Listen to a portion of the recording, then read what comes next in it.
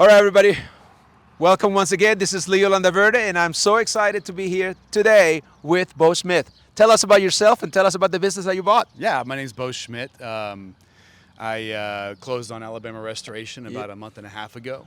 Found it online, ironically enough, found it on Biz Buy Sell.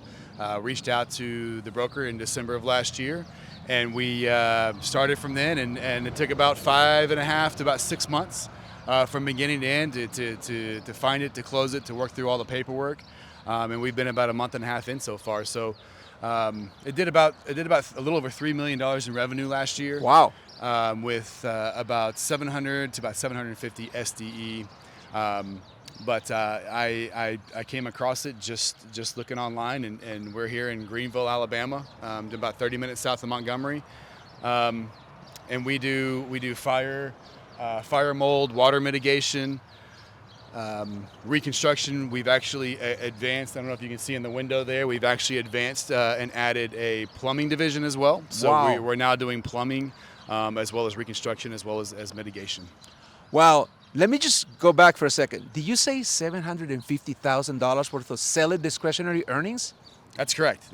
So a lot of guys, it's possible. Yeah, a lot of the equipment here is owned by the company already. So there's not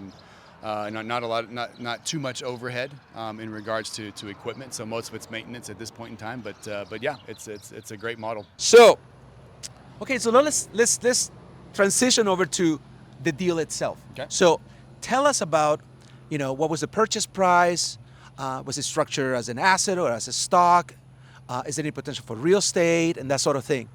Yeah, so it was a little bit complex. Okay. The original deal was $2.85 million, but that included all of the real estate. All of the real estate. Okay. But we ran into a little bit of a hiccup with licensing because the current owner holds the general contractor's GC license, yeah. He holds the GC license. So in order for that to maintain, luckily in Alabama, in the state of Alabama, that GC license travels with the EIN. Not with the person. No, not with the person. Right, not with the person. With the corporation, right? Yeah.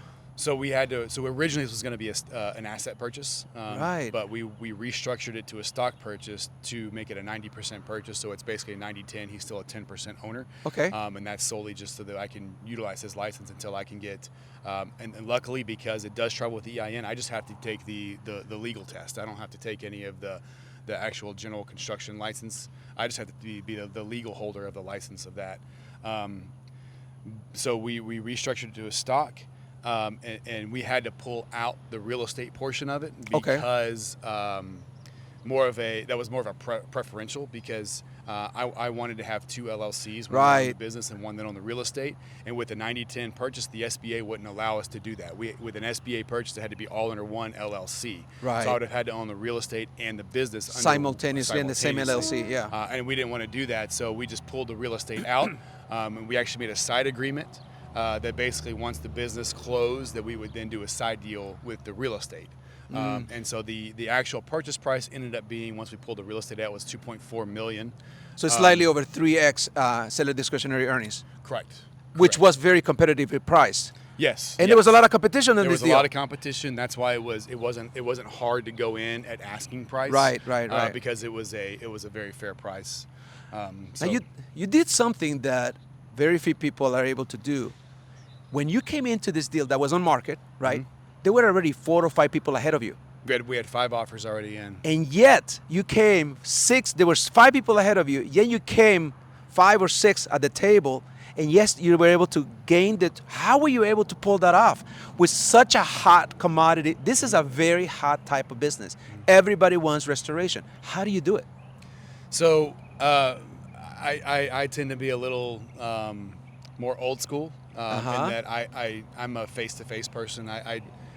Zoom to me is a necessary evil. So any chance I get to do in-face meetings or in-person meetings, I'll make sure to make it work. And so with this opportunity, once I connected with the broker and I got the NDA in place and got all the financials, excuse me, and you and I went through the financials Yep. with the group, and we said this was a very, very good deal. Took us 10 minutes, right? Dude, you got to make an offer today. We were like, It didn't take long. it didn't take long. But once we kind of saw everything Yep. on there, it looked good. I told the broker that I wanted to get connected to the seller, and once I connected with him, I scheduled a day like within a week or two to actually drove down. It was 2.5 hours from where I live. Because you're in Atlanta, right? I'm in Atlanta. Yes. And so we're in Alabama, in Greenville, Alabama, Yeah. 2.5 hours away. Okay. We're 2.5 hours. So you got in away, your car. I got in my car. I drove down, met him one afternoon, and we spent about 6 hours just driving around. 6 hours together on your first meet? Yeah, we talked about crazy. the business. He drove me around town. He kind of showed me where everything was. And then at the end of the night, he ended up inviting his family out to dinner, and we all went and had dinner together. And so Wow. it was really just a matter of that face-to-face personal connection. That a lot of the other buyers were obviously out of state. One buyer was in California, and they were looking to move to North Carolina. And they were going to meet him at a trade show that he was going to in Vegas. So, Wow. so they were trying to get a face-to-face meeting with him as well. And after our meeting, It was a race. It was a race to the finish. It was. And so after our meeting, he didn't even meet with those people in California afterwards. So I can't say it was anything I did other than just the fact of just getting to know him personally. So I'm going to ask you the next question. So what made you start looking into buying a business? As we walk around, I want to see some of your vans and stuff. Yeah, You know, so I was in the corporate America for about 15 years. I started off as a high school teacher and coach. You were? I was, and then I decided to get into medical sales, and so I went to medical sales for about a decade. And then about 7 years ago, I made the jump to cybersecurity sales as well. And I just kind of got to the point where I'd gotten fed up with corporate America and feeling like that I was just a number on a page. And so I knew that this was something that I could do, and I just didn't know how to do it. So I started researching and reading, and came to the conclusion this was definitely something that I could do. But this is one of our vans. This is basically our travel mobile operations. So anytime there's any kind of a loss, whether it's a water loss or a fire loss, these guys will show up and evaluate it. See what needs to be done, if they need to cut out floors and walls to expose the wet areas. They have all the equipment they need here. This is a self-contained unit. So everything that they need. Self-contained units. So we actually have 2 buildings on site here. 2 buildings, okay. The first one here is our offices up front, and then Okay. behind it is our equipment, like all the materials. We'll walk in and see it here in a minute. And then the one in the back is just all of our blowers and fans, and that's more of just a storage unit back there for all the equipment after they evaluate a site. If they need to add fans or add dehumidifiers, they're all back there, so they can just load their trucks up. And we actually have a trailer also that they can take if they need additional equipment. But yeah, that's essentially the How many way it's set up. vans do you guys have? We have 8 vans. 8 vans that are, so you got a bunch of them on the road right now on jobs. Yeah, we've got a lot on the road right now. They come back every night to the lot here, and they're all already gone for the day. They're out doing checking on jobs, making sure that things are drying properly, making sure that everything's done according to. Let's head back to the front. Yeah. So okay. So how many crews do you have? I have 3 crews now. Okay, 3 each crews. one has 2 people on it. So sometimes they take 2 people per van. Sometimes they'll split up and each one take a van, just depending on the size of the mitigation. This is actually my operations director. That's his truck. All right, that one right there. Yeah, Okay. and then we have another construction manager for the reconstruction part, and his truck is gone. He's on site today doing checking on some projects, but he's got another truck that he takes on site. So How many employees do you have? we've got 15 employees. 15 employees. Wow. I love the branding. I love, it's recognizable. Yeah. In fact, Yeah. as we were driving up with Andres here, we were coming up, we saw it from like half a mile away. It was like, Yeah. Can't miss it. Yeah. Alabama Restoration. I am so happy and so proud of you. So now you join our group, Business Acquisition Mastery, and we Yes. call ourselves BAM for short. Why do you join our group? Yeah, so kind of as I was mentioning before, when I was at the point where I was looking for something else to do, I knew that I needed a lot of help because this was up until about 2 years ago. I felt like the whole concept of buying a business was just out of my league. I felt like it was just for corporate America, with mergers Private and equity groups. acquisitions. Yep. Yeah, you see all that and you think, oh, that's the big boys. You play with them. And so once I kind of had a conversation with a buddy of mine who had just done this, and I realized it can be done. I started looking for help, and so we my wife and I interviewed several different groups that were offering help. We didn't. They had great solutions and great options, but none of the ones that we talked to were what we were looking for. And I actually saw one of your videos. My wife sent me one of your videos that I watched, and I believe you were talking about how it's actually more advantageous and more beneficial to look at higher valued and higher revenue businesses. That's right. Rather than just trying to get a smaller business and grow it out. And so that kind of really reshaped the way I thought about things. And that's when I reached out and we had a conversation. And I loved the fact that, you weren't just in this for to sell a business. You weren't just in this for me to close my first business. And that's what a lot of the other ones were for. It's like, we'll help you close your first business.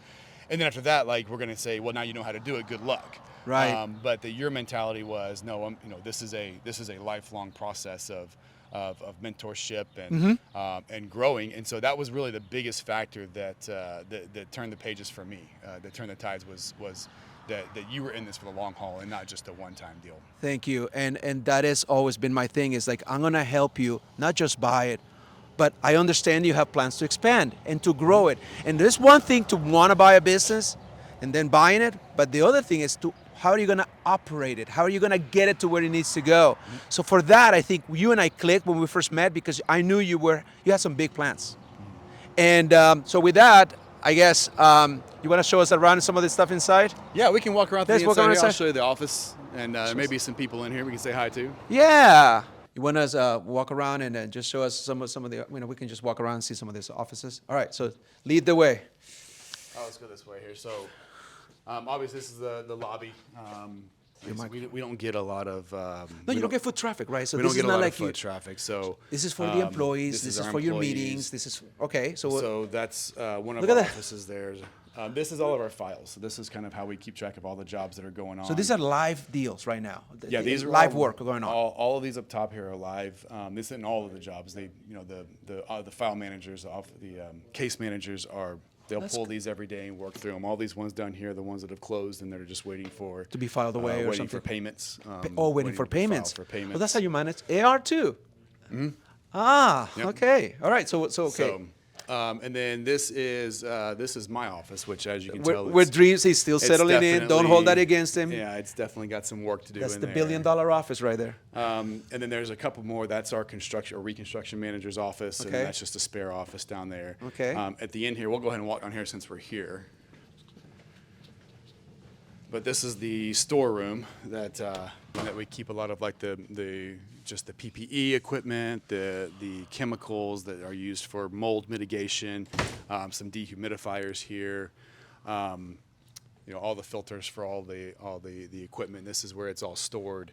Where when they need, when they're going on a job or they need something, they can come in here and get what they need. We've got a tracking system that we have everything barcoded, so we can kind of keep track of inventory as to when things get low and when things need to be reordered. So you have a SKU like a machine. You're scanning inventory. It's all app based on the phone. Really? So you know all the inventory you have in real time?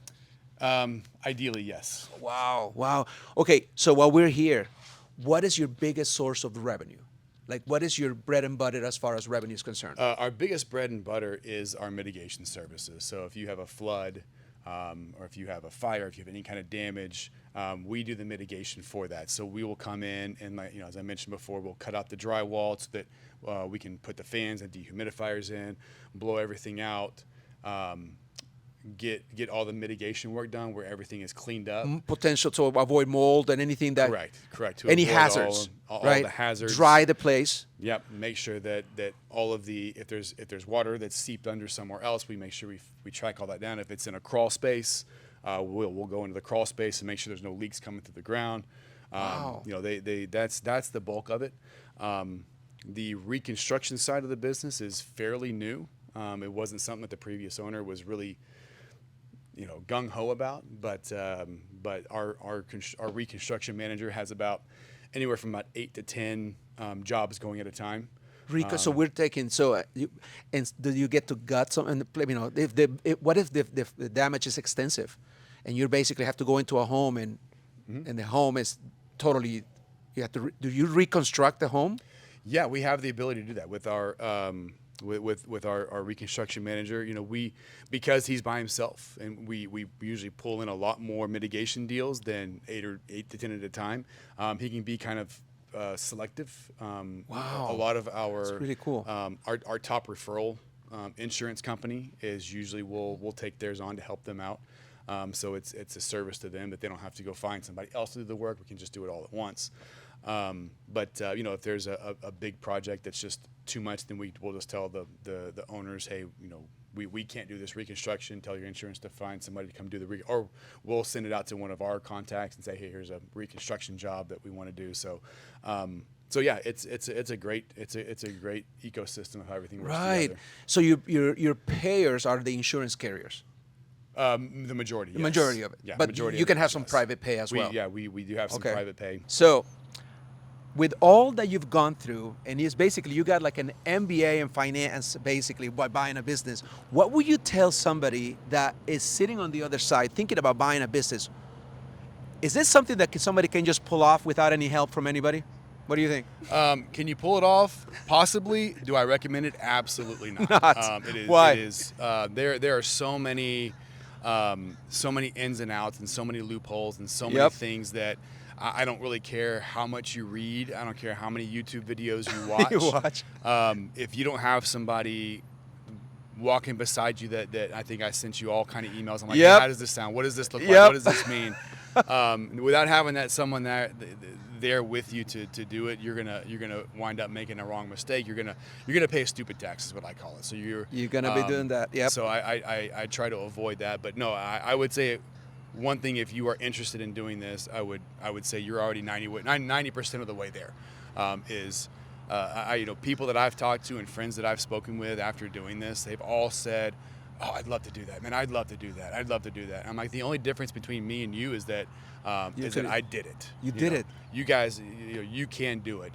But to your point, yes, I would not recommend anybody trying to go at this alone. At least on their first one for sure. We've got a couple more questions. So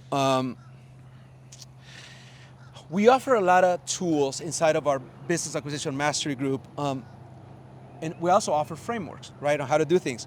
What tools or frameworks do you think, Beau, help you the most inside of our group? I think a lot of the tools that are in is it Thinkify?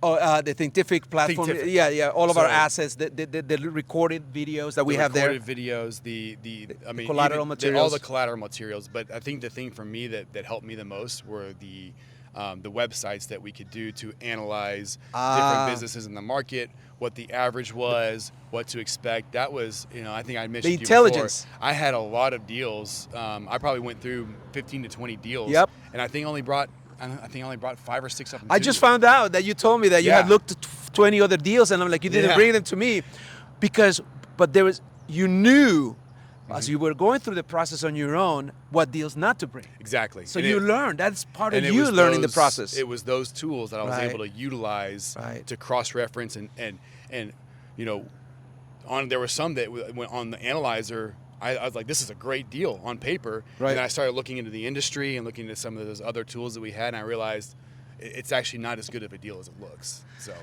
So you became a master valuation expert. So when we went to the bank, and for those of you watching this video, there is probably 100 steps between you making an offer and closing a deal.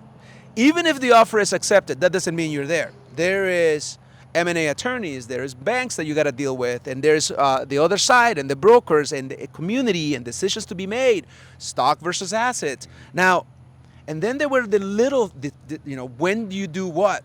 So when you're saying that people can watch a bunch of videos and string it together, now you know better, right? That you can watch 400 videos. That doesn't get you any closer to actually what applies to your deal, and you need a mentorship. And that is what this is all about. Now you have joined a community, and we have closings every month. Now, what does it mean for you to have a community, as you said, post-close? Now that you're doing it and you have people that are closing, have you made friends along the way inside of our group? Oh, absolutely. Tony was one of the first guys I reached out to because he had just closed on his Shout business. out to Tony. Yeah, when I joined, so I kind of picked his brain for a little bit. And I know he was probably in his mind was like, "Who's this random guy calling me?" But he was great.